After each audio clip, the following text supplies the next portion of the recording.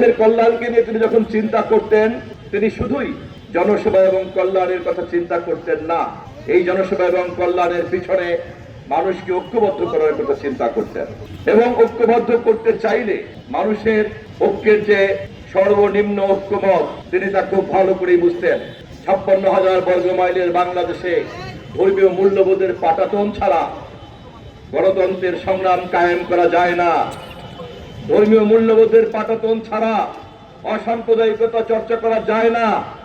ধর্মীয় মূল্যবোধের পাটাতন ছাড়া ফ্যাসিবাদ বিরোধী সংগ্রামে জনগণকে ঐক্যবদ্ধ করা যায় না।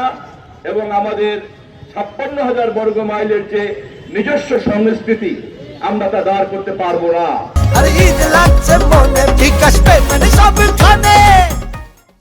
আজ তারেক রহমানের নেতৃত্বে আমরা যে নির্বাচিত সরকার, দেশের শাসনভার জনগণের ম্যান্ডেটের মাধ্যমে, ভোটের মাধ্যমে পেয়েছি, আমাদের প্রধান শক্তি আমরা বাংলাদেশের সেই রাজনৈতিক দল যারা মৌলানা ভাসানীর এই চিন্তার সবচেয়ে কাছে অবস্থান করি।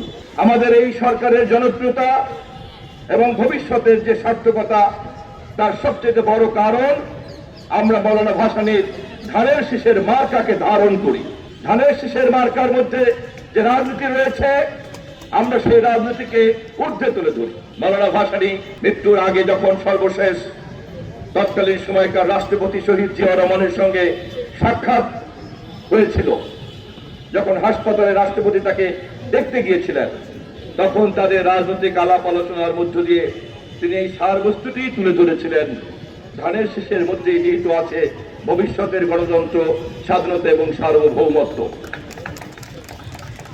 এবং এই কথাই প্রতীকী অর্থে আমাদের মাননীয় প্রধানমন্ত্রী টাঙ্গাইলে বলেছেন, মৌলানা ভাসানী 1976 সনে হাতে তুলে দিয়েছেন ধানের শীষ শহীদ রাষ্ট্রপতি জিয়াউর রহমানের হাতে।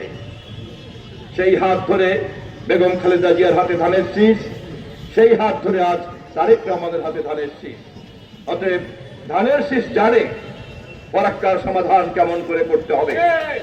ধানের শীষ যেমন করে এবারের নির্বাচনের জনগণের স্বতঃস্ফূর্ত রায়কে পেয়েছে, দেশি বিদেশি সকল শক্তির সমর্থনকে পেয়েছে, ঠিক সেই ধারাবাহিকতাতেই ধানের শীষ ফরাক্কা সমস্যার সমাধান ইনশাআল্লাহ করবে।